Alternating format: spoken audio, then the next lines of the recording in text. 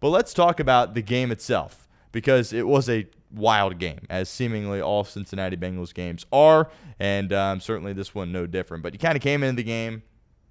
Obviously, you needed a lot of improvement offensively, and you needed to pick up more first downs. You needed to have more success moving the football, and you needed to kind of build off what you did defensively the first go-around in Week 1 against the Cleveland Browns. Defensively, drive one for Jacksonville. Interesting, right, that they elect to take the ball.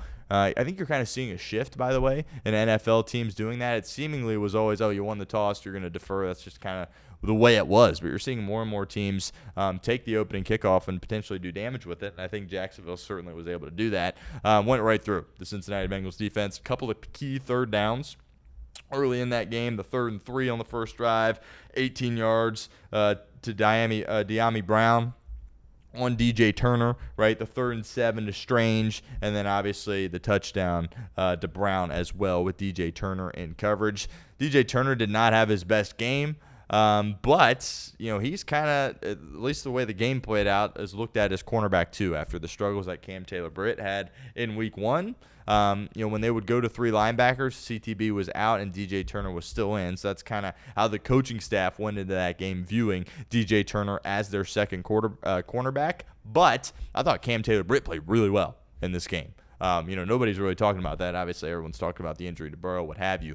But I thought Cam Taylor-Britt was really, really good. He had a PBU in the end zone. And really, at the end of the half, you remember there was like 14 seconds left at the end of the first half, and Lawrence threw one up deep. And if it would have been caught, it would have been in field goal range. And then it was a beautiful PBU by Cam Taylor-Britt that really kind of gave Cincinnati some momentum going into the halftime. Because, if you score and then you give up a field goal right before, you're kind of just like, But they were able to get that stop after the one play, and that was a big play there by Cam Taylor-Britt. But the biggest thing that first drive for Jacksonville is Lawrence was so comfortable.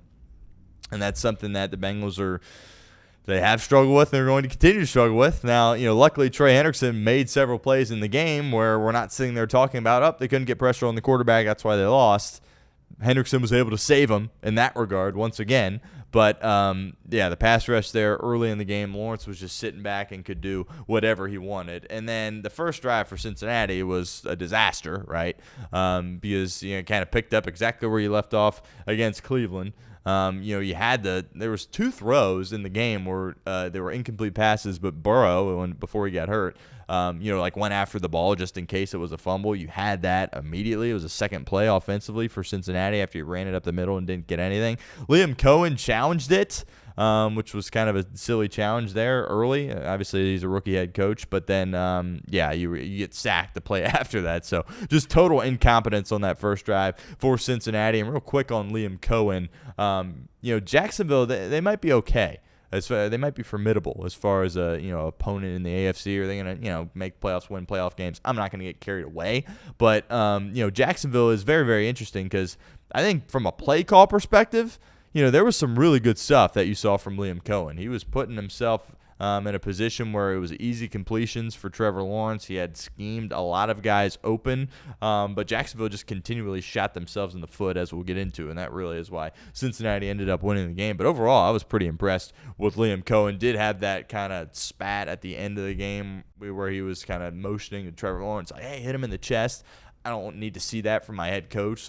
Be a little more calm, especially in those types of big situations. And Trevor Lawrence kind of gave him one of those, which, that probably isn't great for Jacksonville. But I kind of was thinking the same thing as Trevor Lawrence there. You're the head coach, man, and you're having an attack here on the sideline right before we're going into the most critical part of the game. So that was kind of interesting. But as far as a play caller, I think Liam Cohen is really solid. I think Jacksonville is going to be certainly a lot better than they have been in previous years. But, you do the 3-and-out offensively, and then you're like, oh, boy, here we go again. And then Jacksonville continues to move the ball down the field on their second drive. Really no issues whatsoever there. Bashal Tootin, right, their rookie running back out of Virginia Tech. This is a guy that was the fastest running back in the 2025 NFL draft. It was like a 4.33 guy, and he absolutely is a burner. There was an opportunity there for B.J. Hill to make a tackle in the backfield, and it ended up being a screen play for 24 yards. Overall, the tackling has been good for Cincinnati. It wasn't as good as it was in Week 1 against Cleveland, but that certainly was an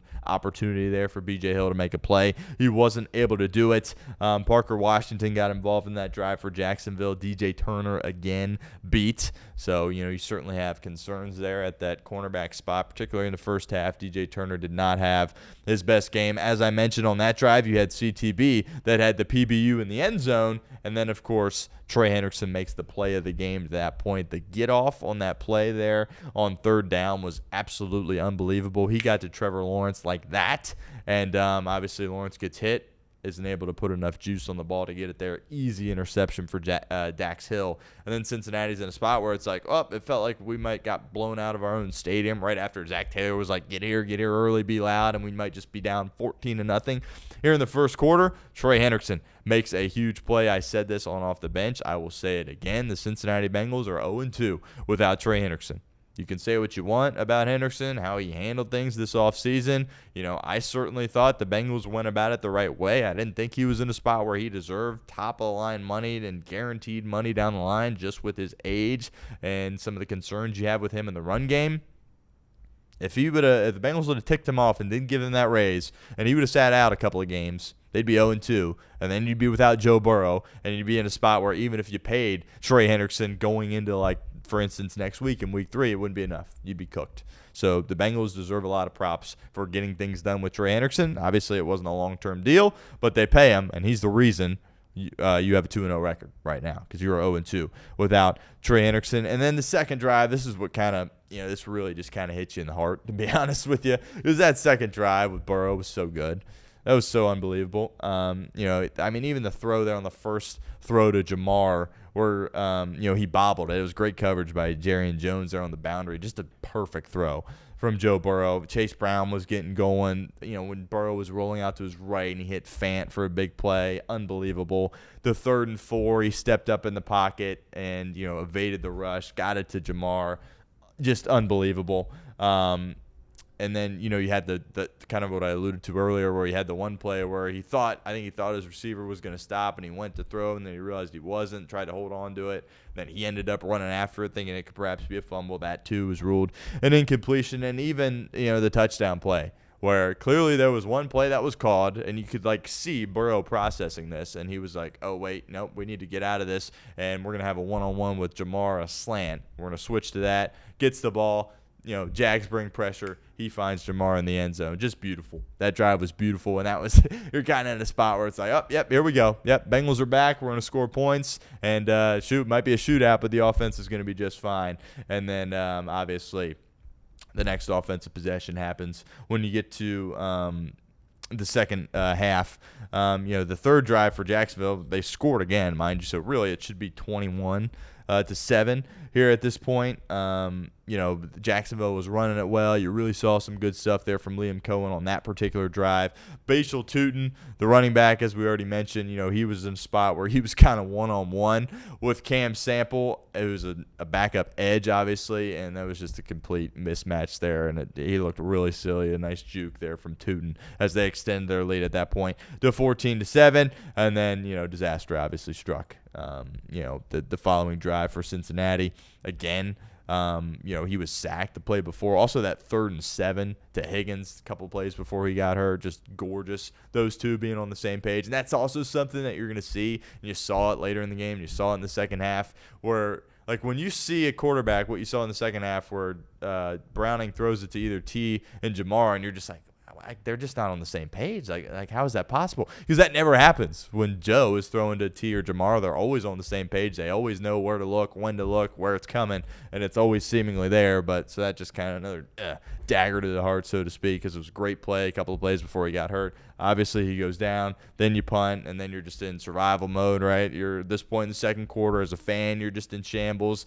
The stadium had gone silent, right? You could even tell watching it on TV. But everyone was in shambles, but I tell you who wasn't. It was Zach Taylor, and we'll continue to talk about that here after we finish recapping the game. But the next drive was huge, right? The next drive was absolutely huge because the injury happens, and they kept playing, right? The special teams kept playing. How about Taj Brooks running down the field and making that tackle on the punt right after Joe Burrow got hurt? You had the 3rd down, and, Jordan Battle again, right? Jordan Battle was looked at as a guy on this defense that really needed to have a big year here in 2025. He really needed to take that step in the right direction. He had issues at training camp. People were kind of picking apart, his play, his tackling ability, lack thereof, his, inability to create turnovers, right? Well, how about Jordan Battle? He's been incredible as a tackler, and another incredible interception. That wasn't an easy interception, right? Again, off the deflection, elite reaction timing, and he's able to pick off Trevor Lawrence there. Huge, right? Especially after that injury happens. Just absolutely huge that you were able to translate that 2 points. Again, it felt like Brian Thomas Jr. kind of stopped his route. So not fully on Trevor Lawrence there because he didn't really want to go over the middle. It gets deflected, and then obviously Jordan Battle makes the play. Cody Ford, Amarius Mims was checked out in that game as well. Cody Ford came in. That was a disaster when he was lined up at right tackle. Trayvon Walker was able to get a sack on Jake Browning, just a completely non-competitive rep from Cody Ford, which, again, he was sitting on the bench, and he comes in that spot against a guy that was the former number 1 overall pick in Trayvon Walker. I get it, but that was bad. But you're able to get the chunk to Jamar there on 3rd and long, kind of get it in field goal range. And it's a big kick to be able to execute there in that situation and make the kick.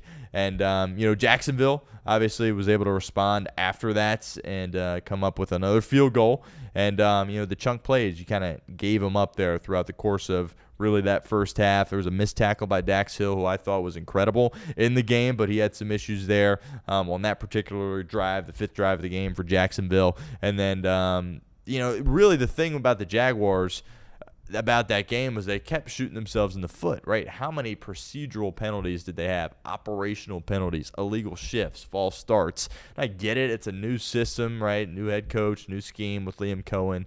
And you also, I don't want to kill Trevor Lawrence either because it's his 3rd offensive system in 5 years, all right? That's not the best way to help a young quarterback out, certainly, right? But, those penalties kind of allowed Cincinnati to stay in the game, right?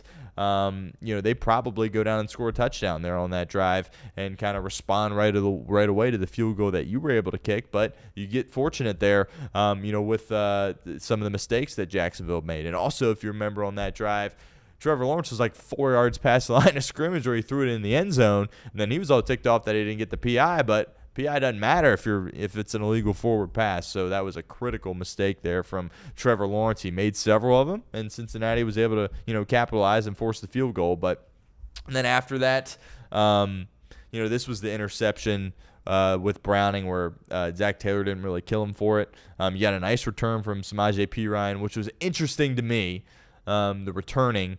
I was thinking that Charlie Jones was always going to be the kickoff return guy. In this game, it was all Samaje Perine as far as the kick return and all Charlie Jones as far as the punt return. The first drive of the second half where Perine got the kick and nearly just gave it to Jacksonville, that certainly wasn't very good. But he did have some quality returns throughout the course of the ball game, so that's fine. Early, and you saw, right, even when the Bengals were struggling on the drives in which Browning threw interceptions, they were getting it to Jamar early, right? I mean, Jamar was absurd in this game. And, that's something that certainly is very, very positive and something that they're going to continue to have. Fingers crossed, should everything be all right with Jamar Chase, but 14 receptions, 165 yards, and a touchdown. That's what they need to do with Jake Browning, right? A lot of the wide receiver screen stuff where it's like, let's get him some blockers, let's get him the ball right here, right now, and see what he can do. That's kind of, without Joe Burrow, what you need to do offensively in order to put yourself in a position where you can go out there and still be competitive, especially against some really, really good football teams. But he throws the first pick there. Yoshi stopped his route. Clearly the two not on the same page. Again, something you don't really see with Joe Burrow, but Zach Taylor defended him and said that wasn't his fault at all. That tells me it was Yoshi's fault, which he hasn't had the best start here to this 2025 season. Will be interesting to see how much longer it takes for Mitchell Tinsley to perhaps go from that guy that is, ahead of Jermaine Burton to just keep climbing ahead of guys. You might look down and he might be wide receiver 3 here in a matter of time. That's just kind of, where things are at right now. But you were going to go get points there again, and then you throw the interception. That's not good. And then, as I mentioned earlier, with 30 seconds left, Liam Cohen was still being aggressive. Cam Taylor-Britt made a really nice play. We talked about one of our keys to victory for Cincinnati. It was our last one. It was just like, Cam Taylor-Britt's got to play better, right? And, he was off the field a little bit. He sat a couple of snaps out. I don't want to make it look like, he was a rotational guy. He just came out when the Bengals were operating with 3 linebackers. But, he didn't. He played a lot better than he did against the Cleveland Browns. Then you go into halftime, right? You're in a situation where you're still in the ball game. I think at that point, watching live, you're kind of wondering, are we going to see number 9 run out the tunnel and play in the second half? To me, once – it wasn't like he just walked to the locker room, right? He was trying to walk to the locker room, and then he needed the assistance. If you can't put weight on it, he probably wasn't coming back, and obviously he didn't end up coming back. But how about that drive? Immediately responding for Cincinnati right when they get the ball to begin the third quarter. As I talked about, P. Ryan nearly cost you, right, on the kick. It just hits him right in the chest and starts rolling towards Jaguar special teamers, but he was somehow able to get on the football. He, by the way, has some good speed and burst for a guy that's certainly getting up there in age. Chase Brown really did a nice job. Again, they were getting the ball to Jamar Chase. And, we're picking Browning apart a little bit for these interceptions and some of the easy stuff that Zach Taylor drew up for him. But there were some throws they made that were really, really impressive. There was one there on that drive, or a couple on that drive, where he threw it up to Jamar Chase, and it was a really nice play there towards the boundary. And how about Mitchell Tinsley, right? He makes the team with his performance in the preseason. Only had 1 catch, but it was unbelievable. And Browning talked after the game like that's his guy, right? Working with the backups, like he's going to Mitchell Tinsley. That's what he's been doing in practice all these weeks. One-handed grab by Tinsley, unbelievable. And it feels like you're right back in the ballgame. Jacksonville goes 3 and out right after that. Hendrickson is there to make some big plays as he continued to do. And then Cincinnati gets the ball back, and you're thinking, they're going to go down and perhaps, score points, take a lead here in this game. And then you have another interception from Jake Browning. This one was the bad one. Like, this was, he's rolling out to his right. It wasn't there. He's got 3 guys around Mike Gesicki who love Mike Gesicki, and he needs to be more of a focal point in this offense.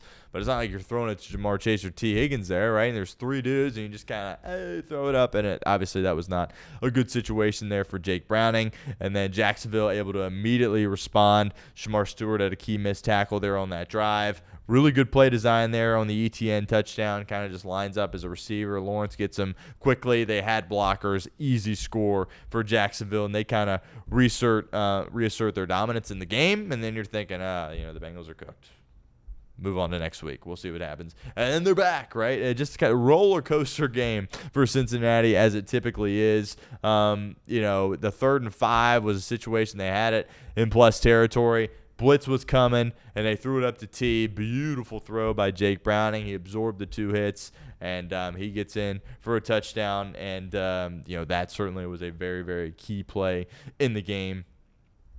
And, and you got some good fortune, right, as the game progressed after it beyond that point. Once you got into the 4th quarter, just kind of it felt unorganized and chaotic for Jacksonville when they were trying to do things offensively. They moved the ball really, really well, but there were just situations where it felt like they weren't on the same page. They had a big drop on that drive after Tee Higgins scored the touchdown where De'Ami Brown, he can win the game basically with a touchdown. He drops it, and then a really nice play by Jordan Battle on 3rd and goal. That obviously, puts you in a good situation. Then you go 3 and out, Cincinnati, and then you get, a big stop, and you're kind of going back and forth a little bit there at the end in the 4th quarter. You have another interception from Jake Browning. He wanted Yoshi. It was a bad throw. You can't do it there with the linebacker. Great play by Devin Lloyd, and, at that point, kind of felt like you were in a tough spot.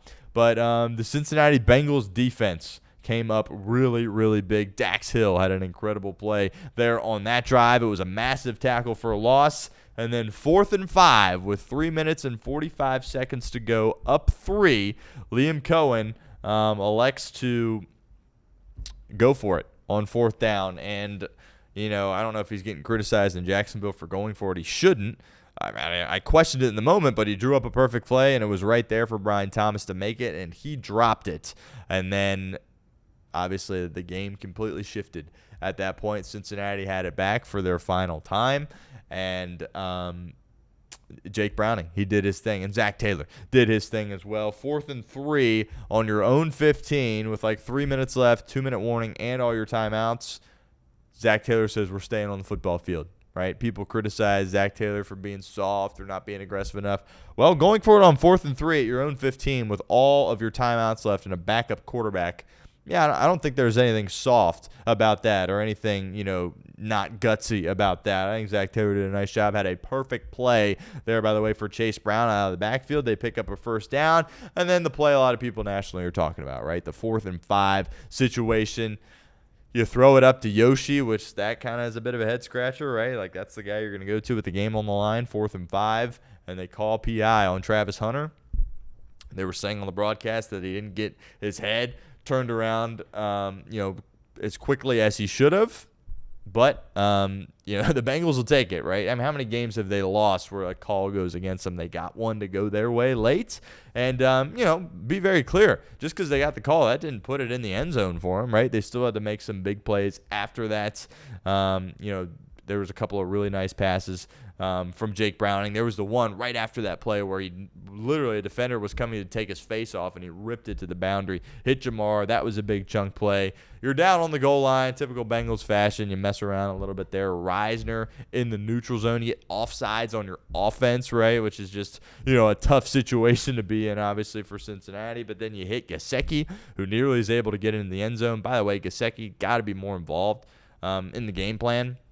He's a really, really good player. You paid him, right? And he fits into this offense perfectly. And even with Burrow out, look for Mike GUTSY to be a guy that Jake Browning really leans on as we go forward. And you were able to get it right back on the inch line, and then Browning able to get across, give you your first lead of the ball game. And obviously that ended up winning the game. Trey Hendrickson called game on the ensuing possession for Jacksonville as he was able to sack Trevor Lawrence, and that basically put a wrap on it. But that's kind of how you got there as far as the end of the game. And, up and down game, crazy game, chaotic game. But, if you can kind of distance yourself a little bit from the Burrow injury and just talk about what transpired on the football field, it really, really was an incredible game for the Cincinnati Bengals. And, hey, they find themselves in a position where they are 2-0 through 2 weeks.